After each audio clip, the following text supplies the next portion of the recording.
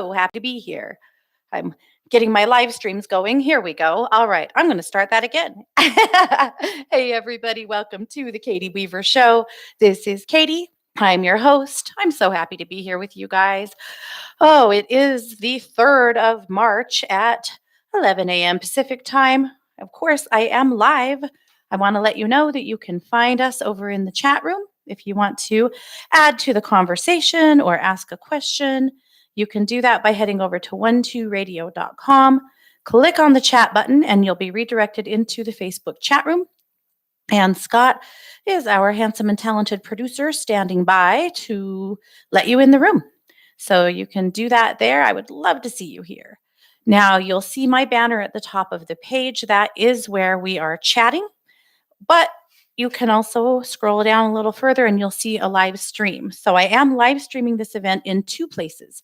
You can either watch it on YouTube, and that's Domestic Mystic on YouTube, or Katie Weaver Domestic Mystic on YouTube, or you can find it on right here in the chat room, live streaming through Facebook. So a couple of ways to connect, or you can, of course, be listening the way you probably already are. So lots of ways. So I'm just glad that you guys are here. We have tons of ground to cover today. I have lots of fun things to tell you about. And yeah, what can I say? So I'm seeing a bunch of you pop up in the chat room. I'm happy to see you. Again, it is Animal Communication Day. So if you would like for me to speak to one of your animals, throw it up in the chat room. You ask me your questions. And if you're not in the Facebook chat, if you are watching on YouTube, you're welcome to make a comment in that, in the comment stream there as well. I am keeping an eye on both. So you can put them there and I should see them. So that's how this works. But animal communication, all things 4-legged or no-legged or 2-legged or, our feathered friends, our slithery friends, whatever. I would be happy to tackle your questions and, put them there. Also, usually in the Animal Communication Day show, people start throwing up pictures of all of their fur babies into the chat room, and I love to see those too. So if you want to do that, please do. I love seeing them. Oh, that's a mouthful. Okay. So you guys probably know I told you last week about a brand new endeavor that Christy and I were taking on together. And that endeavor is, of course, our brand new podcast. So we are starting a brand new podcast. We have started a brand new podcast called True Crime Paranormal with the Psychic Sisters. We are crazy excited about it. We really want to share it with you guys. We're hoping that you will get excited about it too. I know everyone's missed the Psychic Sisters a little bit, and frankly, so have we. So we're way excited to be able to come back in a sense. So I hope that you guys can listen. Our very first episode went live on Sunday. It is digging through the Dyatlov Pass incident. And that might sound familiar because actually we also covered that same incident or that same case on SPAM, on Strange Phenomena and Mystery last month. And I was so into that case and so down the rabbit hole on it that Christy and I had been discussing it, and she went, you know what? I just want to do that for our first case because it's just so freaking interesting. So that's what we did. So anyway, that you can find it in a few different places. We did make a video. So we did make a video of us doing that podcast, and you can find that over on YouTube under True Crime Paranormal with the Psychic Sisters. You can find that over on just about any stream that you listen to your podcasts on. It's on iTunes, it's on Spotify, it's on TuneIn. I know we're working on putting it on Podbean. Lots of places you can find it. I put a link in the chat room for it as well. So hopefully you get an opportunity to listen. If you love it, share it, please. Help us grow. All in good fun, right? Lots of great stuff happening. But also, there's just so much, there's so much material. I kind of hate to say that, but yeah, there's a hell of a lot of crime these days. What can I say? But there's just a lot of interesting things to cover. So, speaking of interesting things to cover, I have spoken on this show a little bit about the missing children in my town. Some of you guys are familiar with that case. We've talked about it a little bit. This is the Vallow case. The mother's name is Lori Vallow. Sometime in September, both of her children disappeared. Her children were 7-year-old JJ and 17-year-old Tylee. And both of these kids have disappeared, and she is refusing to cooperate with law enforcement. In fact, when they served, what am I wanting to say? They came to her home here in Rexburg, where I live. They came to her home to do a welfare check because the grandparents of this little one, he was adopted, and his grandparents, his bio grandparents, had been unable to contact him or her in a while, and they got really nervous about it. So they had eventually contacted law enforcement and asked them to do a welfare check. Well, when law enforcement showed up at her condo to do a welfare check, things were very fishy. They first encountered a man named Chad Daybell, who and her brother, Chad, who pretended to not really know who she was and said he had no idea what her phone number was. And later, law enforcement discovered that they were married. So, big lie there. Well, she lied to law enforcement. She told them a big story about that. First, she told them that JJ, the little one, was in uh, back east visiting his bio grandparents, which they knew to be untrue because it was the bio grandparents that were actually asking for the welfare check. So they countered her on that. Eventually, she said that he was staying with a friend in Arizona. They tried to call that friend, they couldn't get a hold of her. They ended up going back to her home, making her call the friend with them there to try to get some kind of verification about where this little boy is at. And the friend didn't answer. Lori Vallow swore that the reason that was the case is because they were at the movies and that, they'd get in contact later on, right? Well, by evening time, law enforcement had made contact with the friend in Arizona who told them that not only had she not seen this child in months, but that both Lori and her husband Chad had been in contact with her that day, asking her to lie to the police and tell them that she had the little boy. So things got fishier. So the police showed back up at their home the next day. This was in November, by the way, but the kids hadn't actually been seen or spoken to since September, but showed back up at their house with a search warrant to discover that they were gone. They packed their bags and left in the night and went to Hawaii, where they've been ever since. So while they were in Hawaii, eventually the police here, or actually health and welfare here, issued an order to her that she was to produce the children by the 30th of January here in Rexburg to prove that they were safe and okay. She ignored that order. And finally, about 2 weeks ago, she was arrested in Hawaii on charges, several felony charges of child abandonment and lack of support, as well as quite a few, about 3 misdemeanor charges as well for, lying to the police and so on and so forth.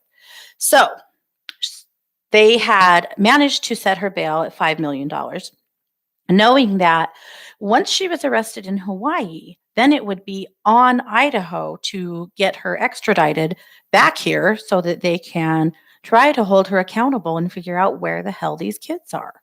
So now they've been missing for 6 months. Nobody has heard from them. Nobody at all. The brother of these children is an adult. He is frantic. The grandparents, there's a lot of really worried people in this whole case, and it gets much, much weirder. I'll tell you about that in a minute. But anyway, so amongst all of this stuff happening, they did go to court in Hawaii and tried to get her bail reduced, and the judge said no. So they decided to try to fight extradition, which was just a stalling game. Like there was nothing, they had no grounds to fight. They just were fighting to fight. They went back to court a week later, again, tried to get the bail reduced. And see, Idaho really didn't want to see the bail reduced because if she got out on bail, then what? Would she flee? Would she commit suicide? What's going to happen? Will we ever get her back here? Well, in the second attempt to reduce bail, the judge again said it's not happening. So they waived extradition. So here's what's happening right now. Right now, she's being extradited back to Idaho. So in the next couple of days, we will have her back in our town. Last night, we had a call from a friend who said there was something happening at the courthouse. There were reporters, there were police. Well, I've talked about this before, but my daughter is the editor of her school newspaper, and she's been covering this case. In fact, she's had the opportunity to be present for some news conferences. She was able to be present for a conference with the grandparents of this little boy who are so desperately searching for him. So she's got a big interest in being present when Lori is extradited back to our jail. And so last night, we had a call. We didn't think she was being brought back in. It didn't match information we'd received elsewhere, but we went and did a stakeout. Yes, a stakeout at the courthouse for about an hour, just watching what was happening.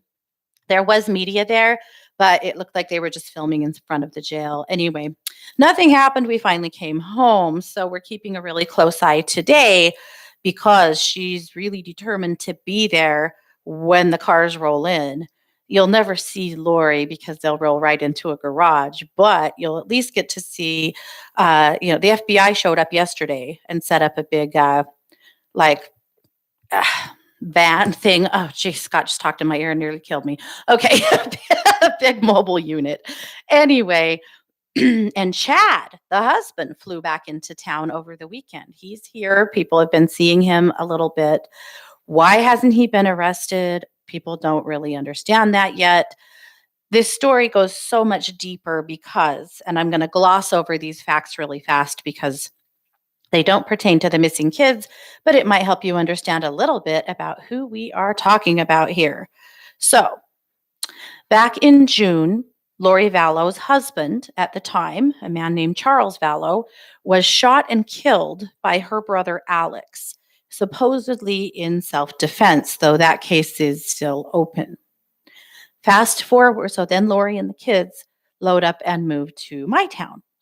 So fast forward then to the end of October, October 19th, Chad Daybell's wife, Tammy, who was a healthy librarian, a lovely lady who worked at a local grade school, ran marathons, a mother, a grandmother, nice lady, died in her sleep and was very quickly shipped off to Utah and buried there with very little fanfare. And there was no autopsy. There was no question how a healthy 49-year-old just dies in her sleep and we just call it natural causes and shut the book.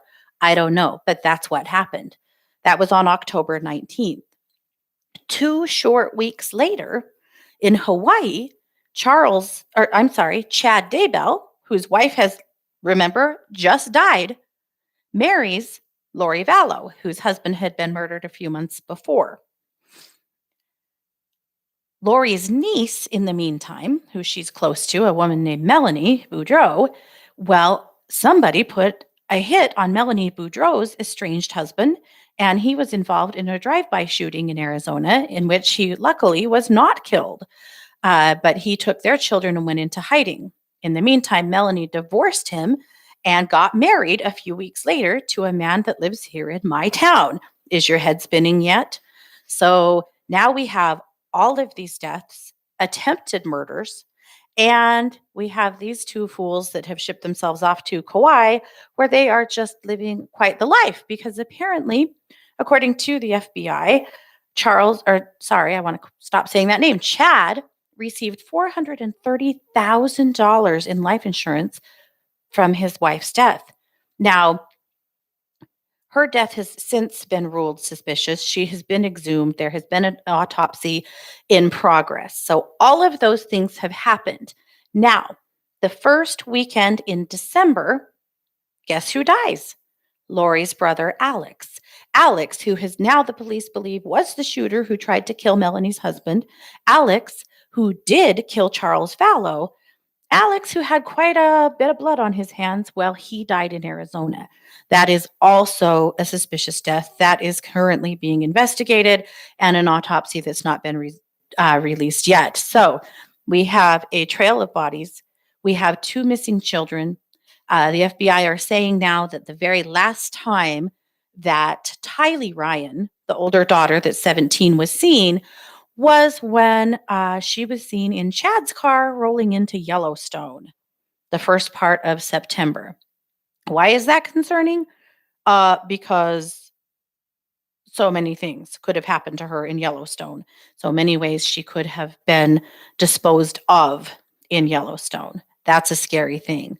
But I am not making a public conjecture on what I think has happened or where I think the kids are, because I think that would be extremely unethical of me. But I will say this, it is an extremely concerning case. And this woman, so she believes that she is a goddess that has been reincarnated. She believes that she is the wife of a Mormon prophet, and that has been called by God to help with the resurrection of Jesus Christ. She and Chad both claim that the resurrection of Jesus Christ will be happening in July 2020, right here where I live. I will keep you posted. But now that'll be a live stream. But anyway, I know I'm making fun and it's not funny. But at any rate, so that's what's going on with her. She believes that she is in charge of gathering the 144,000 that are the only true disciples of Christ, and that's her job.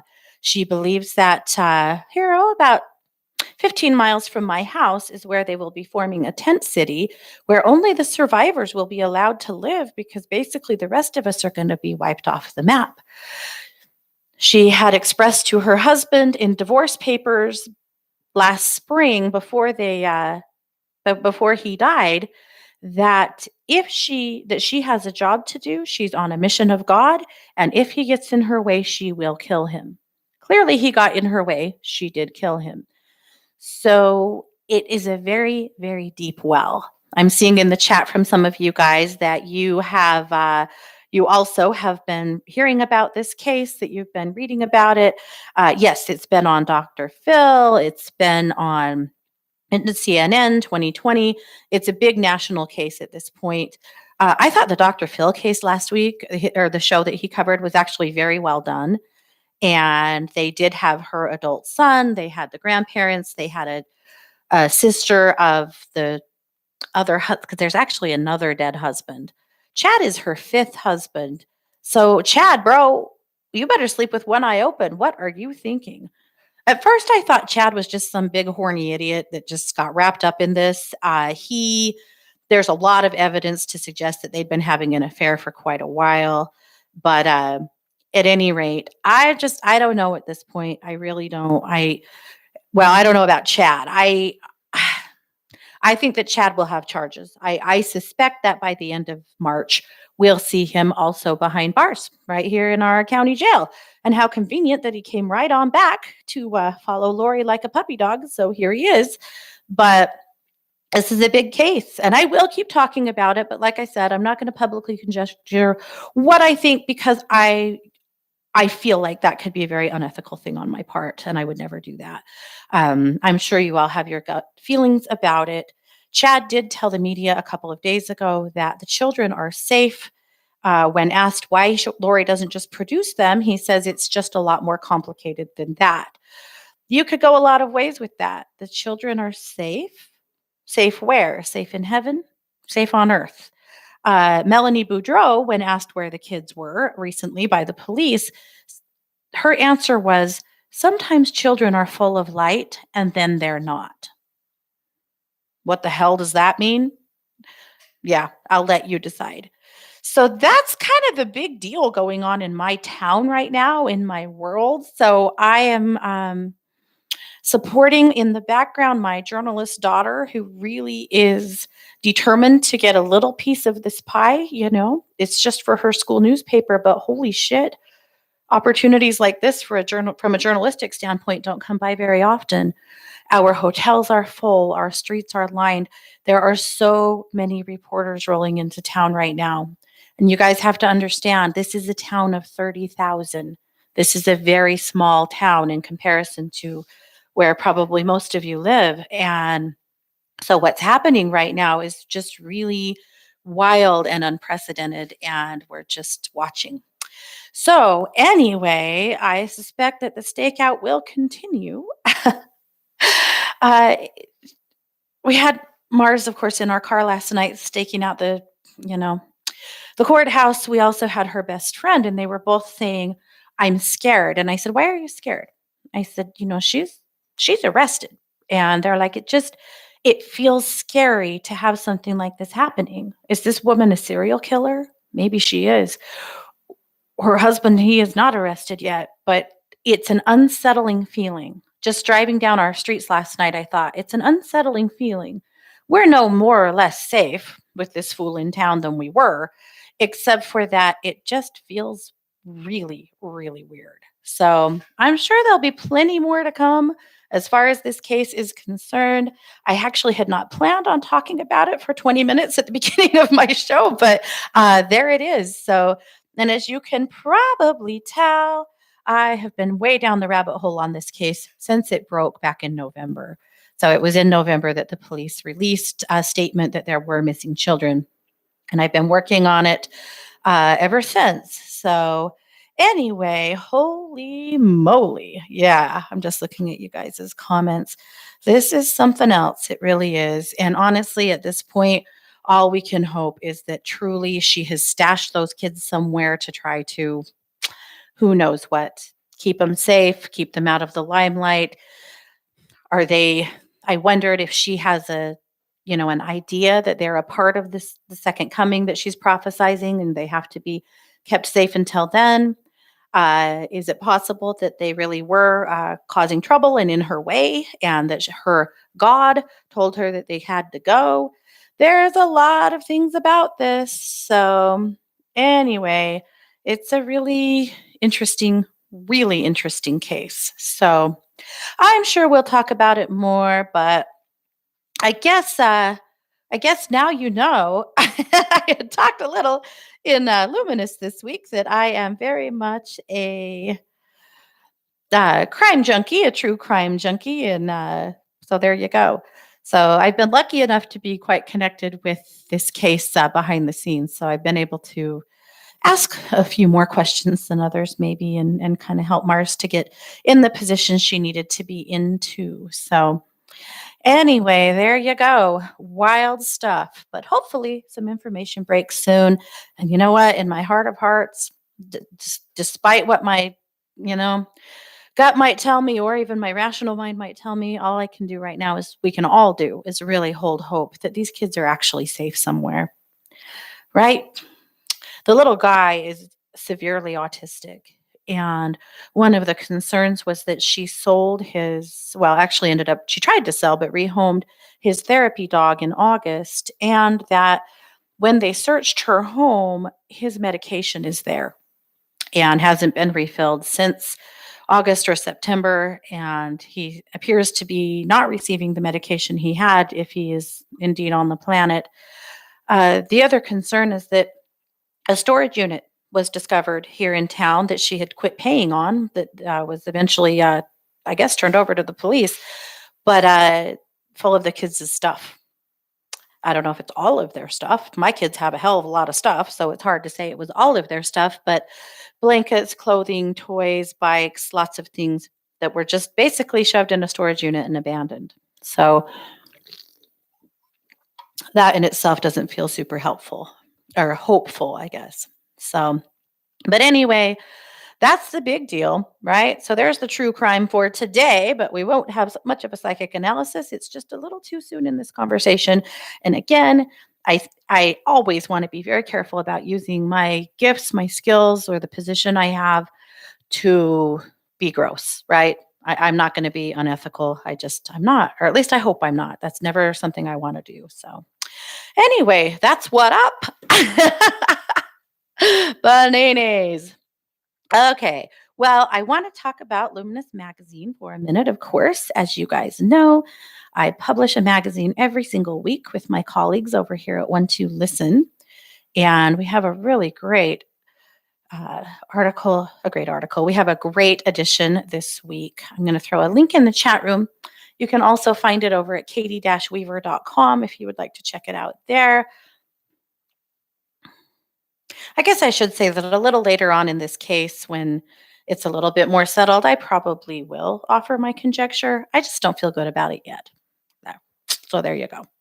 But anyway, okay. Oh, Scott says I'm wiggling around too much and it's killing my sound. So sorry, I am definitely a rocker and a wiggler on the show. I'll try to just hold myself still. All right. Luminous Magazine. Again, I put a link in the chat room. You can find it also by going over to katie-weaver.com and clicking on the Luminous Magazine button. So I called this article or this edition the Wash Your Hands edition because isn't that pretty much what we're talking about these days? Yeah. So this virus situation, I posted about it on my personal page last night.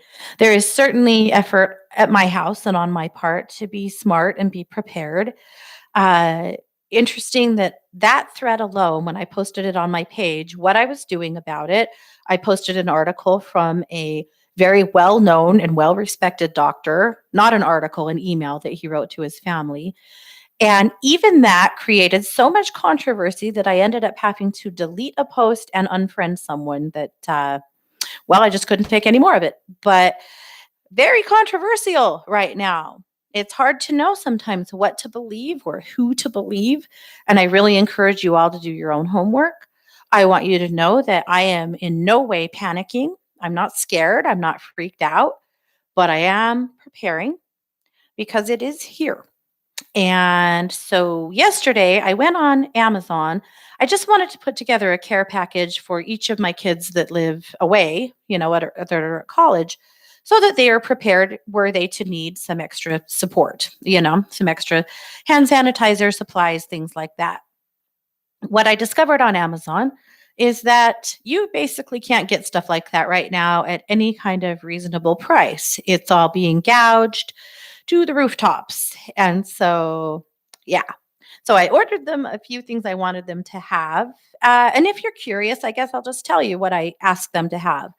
I wanted them to have some zinc lozenges on hand if they were to get sick, because I think that those might be hard to get later. So we just bought some for every household and just put them in the cupboard. I ordered them both Emergen-C and asked them to start taking a packet of Emergen-C every day to get plenty of vitamin C. I ordered vitamin D and asked them to start taking vitamin D every day to help boost their immune system. There was, back when the swine flu was a thing, vitamin D, some people believed, of course, this is not a scientific fact, so don't take it to the bank. Some people believed that vitamin D helped to eradicate it from their bodies. So vitamin D, where we live, our doctors tell us that we're basically always going to be vitamin D deficient and should take it because we just don't get enough sunlight where we live, even in the summer. So vitamin D for them. We did get hand sanitizer. Recognize that one of these children is children, they're adults, but one of them is a CNA that works in various nursing facilities. The other of them lives in a dorm with a ton of dirty football players, frankly. He's lifting in a petri dish of a gym. He's, around a lot of germs. So yes, hand sanitizer.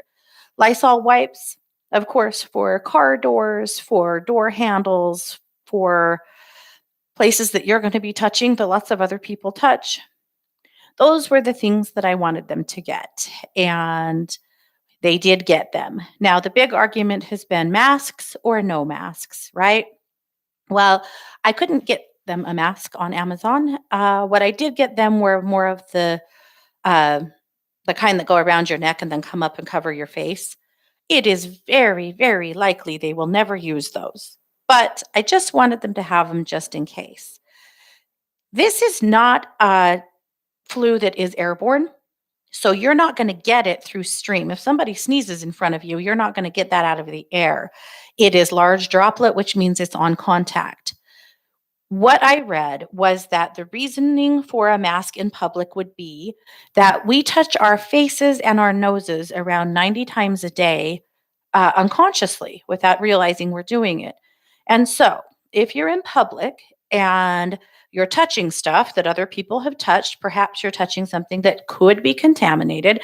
The idea behind a mask at that point would not be to protect you from something airborne, but would be to protect you from being the carrier, from putting your hand on something and putting it on your mouth or on your nose, on your face.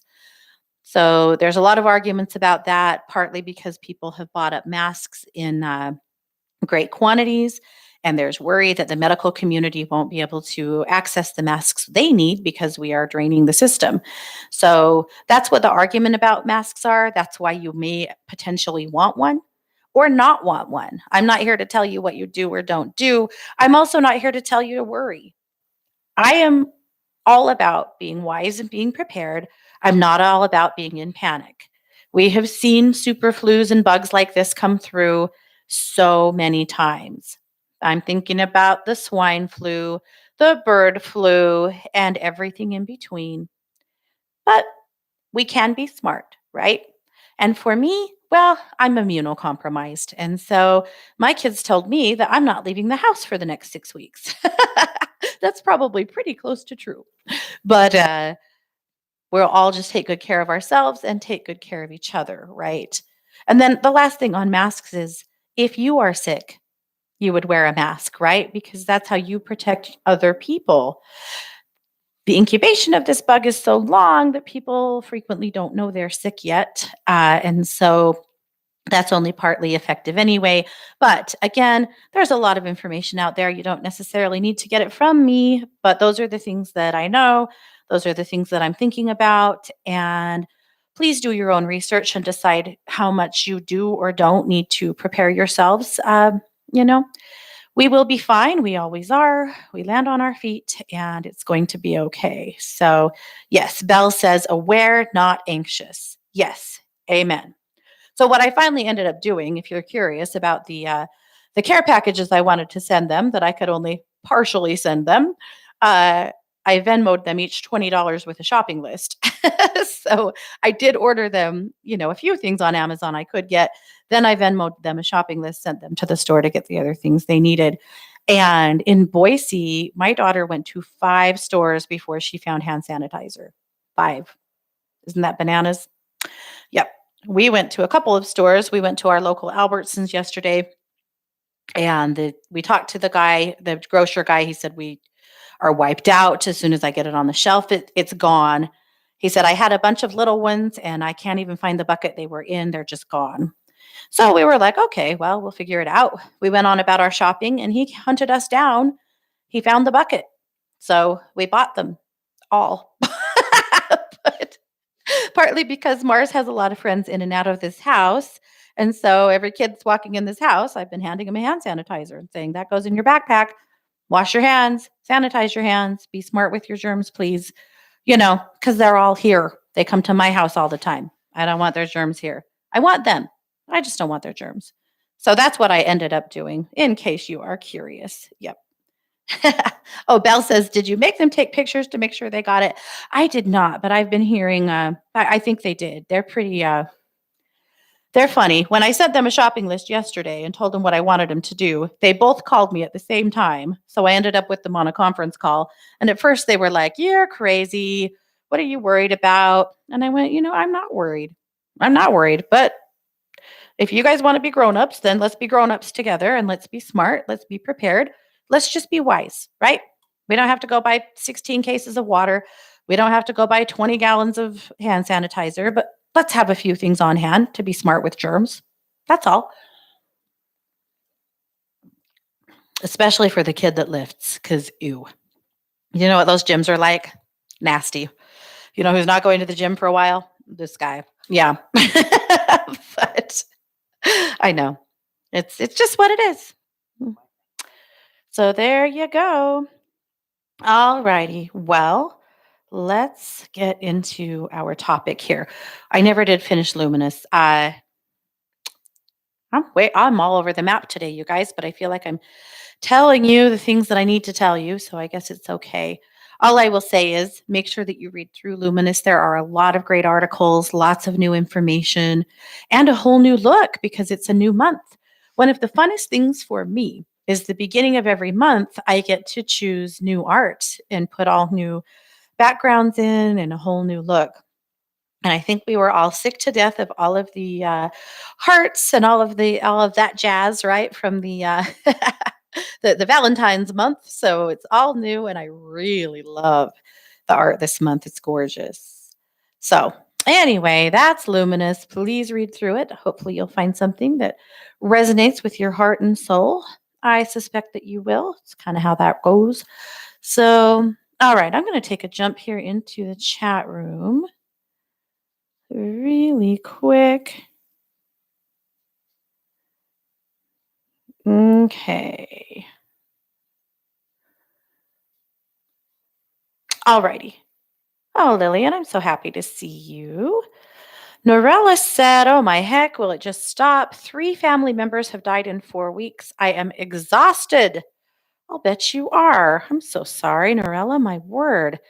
And I know you have been going through quite the transformation of your own. And I also know that you know how it feels. So you certainly serve as support staff for other family when they have a loss like this. But sending a lot of love to you and to all of your family to have a chance to catch your breath and no more, right? Let's slow down this train. My goodness. Okay. All right. Mary needs me to talk to Tammy. She is peeing in the living room. Yeah, let's talk to Tammy. Tammy is a little sweetheart. She's a dog, by the way. Um, she is a teeny bit neurotic. I know Mary's laughing. She was a rescue. She's had a heck of a start, and they're doing a super good job with her, but she definitely has her things. So, Mary, I'm going to just tune in through you to our little Tam here.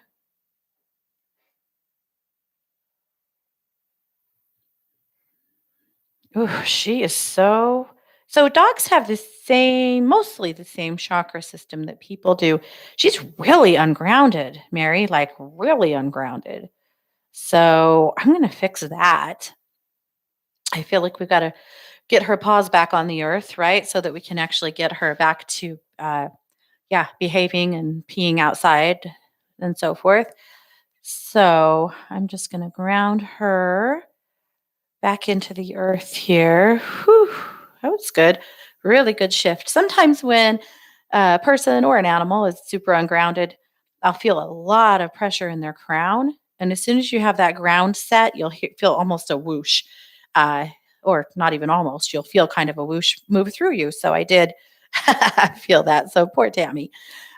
She's taking being a blonde airhead. Sorry, blondes, that was really rude, but let's say just an airhead. I only said blonde because she's blonde, but she's taking being airheaded to the next level because she's been so ungrounded. So she's grounded now, and I've got her attention. She's paying attention.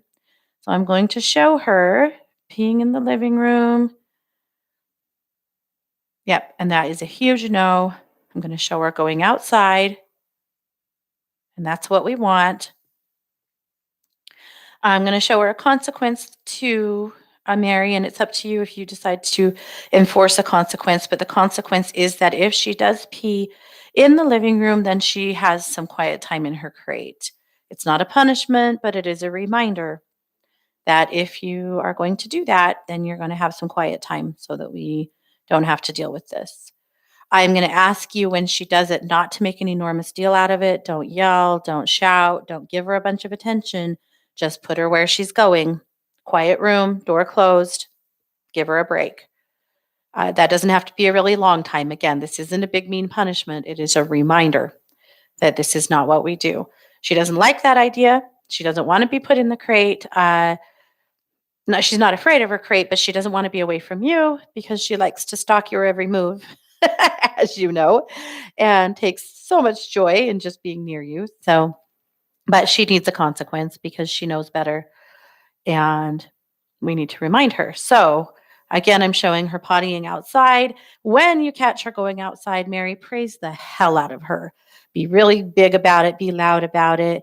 really give her, some really great positive feedback. Hopefully that will help her to get her back on track. So sorry that's happening. Dang it. We got to have better, Miss Tammy. All right.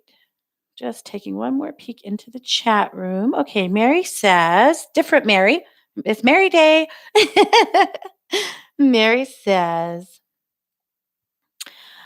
my Lucky is a rescue dog, and I would love to know if she has anything she needs me to know to better care for her. All right, Mary, I'm just going to tune into her through you and see what we get from Miss Lucky. Lucky indeed. Man, she loves you. You have done such a good job with her. She occasionally has a little apprehension, as you know. Sometimes she has a little separation anxiety from you. She just she just really, really, really wants to settle in. I'm just reassuring her yet again, and I know you've already done this many times, that yes, this is her forever home. She's not going anywhere else. She's going to stay with you forever. And if you move, she'll move with you. If you go, she goes with you. But I am showing her that sometimes you have to let her stay home and get in your car and drive away, but you'll always come back. That's some reassurance that we'll have to continually give her. I feel like she knows it, but every once in a while, that abandoned dog, anxious dog syndrome catches up to her and she gets kind of freaked out. As far as her needs are, I'm just asking her. No, she's great on food. She's fine on arrangements, sleeping arrangements, outside time. None of those things seem like they are anything that she doesn't want. She's such an easy customer, right? Because what you are giving her is the life of Riley, considering where she came from, right? Like life, it's never been so good. So she's not real tough to please. She really thrives on affirmations. She really thrives on being told that she's a good girl, on being loved on. She wants to know that she's pleasing you. She needs that, partly because she wants to make sure she's staying put, which we're promising her she is. But she really likes to know that she's making you happy. So, how sweet. Every dog they will take a job in your home. They'll assign themselves a job if you have not assigned them one. So we have like working dogs who they know what their role is. They know what they do. They're good. But indoor dogs, companion dogs, they also really need to be they really need to be connected, right, in some way with a job because most of them do want to work. So we see various jobs that are self assigned. Maybe their job is to stalk the cat. Maybe their job is to bark at the mailman. Maybe their job is to keep you safe on walks, much safer than you ever wanted to be. Maybe their job is the bathroom monitor to just make sure you don't fall right in that toilet, right? But they will give themselves jobs. We all know when your dog's on patrol or when they think that, their job is to eradicate all squirrels from the planet or whatever it is. So, but Mary, with Lucky, her job is to comfort and love you. That's really what she shows me. She wants to be up here in your heart chakra. She wants to be close. This is what she has assigned herself to do. Isn't that lovely? Because I feel like that's exactly what you have assigned or you've assigned yourself to do for her. So, what a sweet pairing. Here's what I want to tell you about her and when you're not home. I want to show you, I want to teach you, and this is a skill for all of you. So, this isn't just for Mary. I want to teach this to everybody. So, animals have the same heart chakra you have, right? Right in the center of their chest, too. And that's where most of your connections are to your animals. You have others, but the heart is where we really can create a really great place of communication. So, if you guys will just sit with me here for just a minute, I want you to close your eyes and take a few deep breaths with me. I want you to envision your heart chakra first. So, that is that big moving wheel right here in the center of your chest. You might see it as pink or as green or white. Don't worry about the color, it doesn't matter, at least for these purposes. Most people see the heart chakra as some combination of pink and green, but some people see it as white or yellow or whatever. Let's not worry about it. But so there's your heart chakra. Now, I want you to, in your mind's eye, hold a vision of one of the animal companions that you share your life with.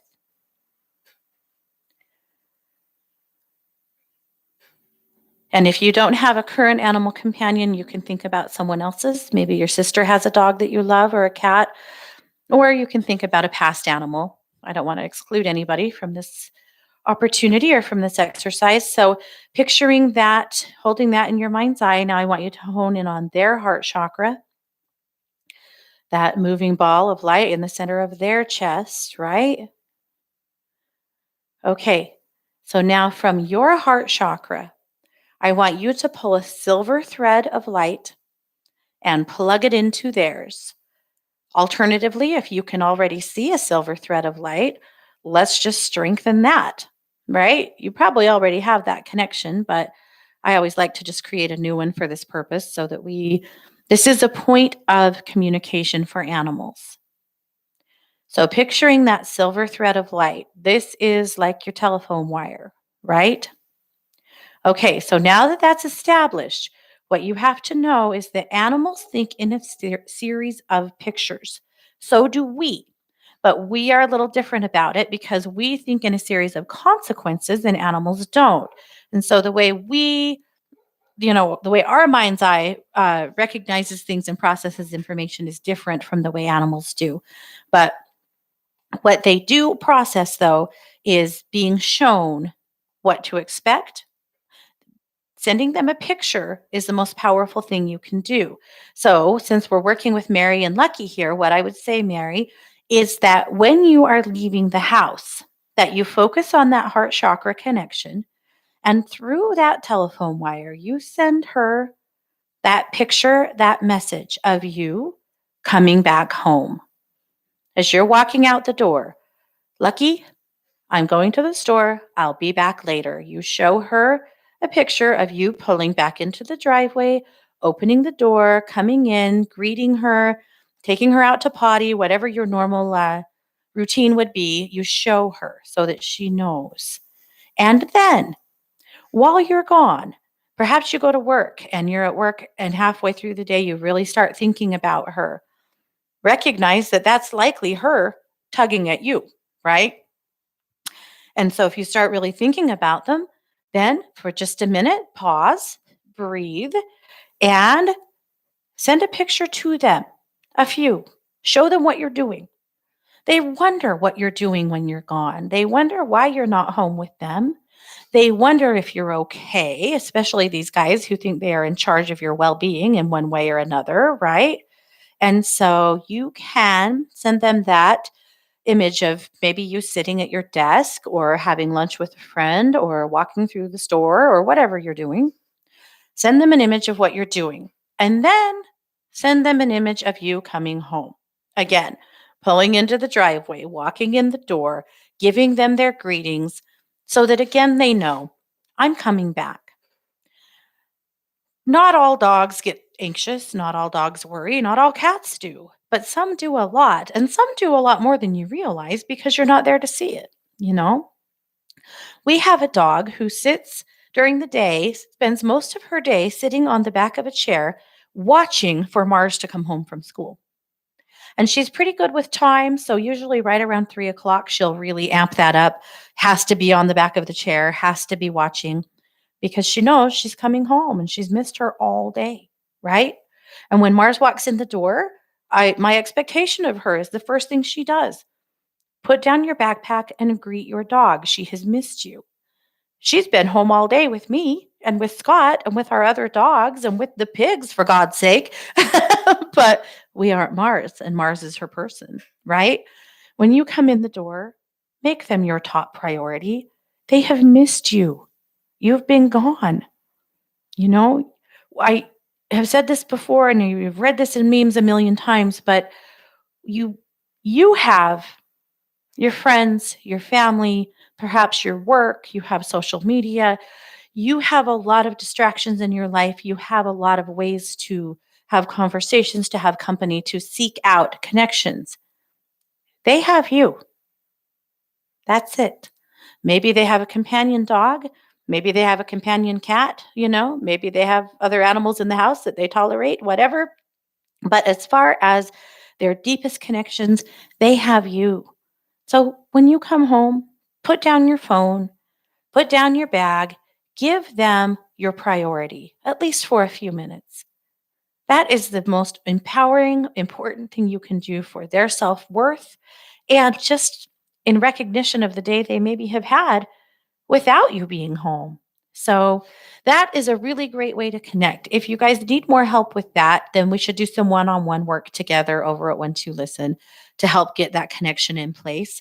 But that's a great way to work. It's a great way to connect. So you guys can do what you want with that one, but it'll give you that's a good start into connecting with their energy and sending them those messages that they need to have. Like other Mary with Tammy, every day we're showing her pictures of going potty outside, right? Don't show them pictures of what you do not want them to do. In early childhood, we always teach that toddlers will hear the last thing you say. And so if they run past you and you yell, "Hey, you, don't run," what did they hear? They probably heard run rather than making them stop, look you in the face and saying, "Walking feet, slow down," so on and so forth, right? Well, the theory holds with animals as well in a different capacity. If all you show them is what you don't want them to do, that's probably what they're going to do. I always like the theory of the kid in the park, right? You have a dog, little kids run up to your dog, you're holding an image of don't snap at those kids. The dog snaps at the kids. They did exactly what you told them to do without realizing it, right? Instead, show them what you want them to do. In that situation, obviously, if your dog is a snapper and we have kids running up, you need to get in between them. But you're going to show them a picture of laying down, of putting their head down, right? Of submission, of being submissive. Uh, with Tammy peeing on the carpet, we're not going to show her a picture of peeing on the carpet. We're going to show her a picture of peeing on the grass. Always hold for them the images of what you want them to do, and then praise accordingly. Goes a long way with animals. Yep. Okay. We are nearly out of time. Quickly, Kylie said, "I would love if you could tell me about my boyfriend's dog's past. His name is Buddy." Buddy has been loved repeatedly, but by people who couldn't quite keep him and who weren't in very good places in their lives. I do see a mean man that wasn't good to Buddy, wasn't necessarily super abusive, but wasn't very nice to him, and wasn't very nice to the woman that I'm seeing who loved Buddy. But she wasn't in a good place in her life in order to really have him, I feel like. And so I feel like he did spend sometimes enormous amounts of time alone. Kylie, I feel like I don't really feel like he was necessarily abused so much as he was neglected. And eventually she did have to surrender him because her life was not stable. She wasn't financially stable enough to be able to have a dog and maintain the kind of life that you need in order to have a dog, right? So that's the situation I feel like for Buddy. He is an absolute doll and a little sweetheart. Really just wants to please, really, really, really wants to be front and center and wants a lot of love and wants to play. Really wants to play. So, anyway, he's a doll. All right, you guys, you know how it goes. Let's see. Sid, I really want to get this quick. She said, "Ask my dog, Elliot, if the motion sickness that we talked about in January has diminished. He seems a lot more comfortable, but he starts softly whining if we start pulling into our first or second destinations. He didn't do that before, and lately he sometimes has trouble jumping from the floor to his seat. I wonder if it's related to the motion sickness or stomach pain, or if he has something else going on." I'm tuning into Elliot, and I feel like, yes, the motion sickness has gotten a lot better. I asked him about the whining. He said it's just excitement about getting from point A to point B. He can feel the changes in the car, and senses the area that you're getting to. And he does get excited to get out of the car. The motion sickness is much, much better, but he's still not a huge fan of the car. So he wants to go because he wants to be with you. But when it's time to get out of the car, he's relieved. As far as the jumping, let's keep an eye on his hips. It's not his stomach, but I do feel like he's getting a little bit stiff, maybe in the car. But let's keep an eye on those hips, Sid. But I think he's okay. Like that's not a prophecy of something terrible, but let's keep an eye on that. All right, you guys, we have definitely done what we do. We've talked down to the end of the show. If you need a reading from me, you can find me over at one2listen.com for the rest of the day and evening. And of course, make sure you check out my new podcast as well. That is True Crime Paranormal with the Psychic Sisters. You can find it pretty much anywhere that you podcast. So thank you guys all so much for being here. You've been listening to The Katie Weaver Show here on 1-2 Radio, where we are changing the way you listen to the world.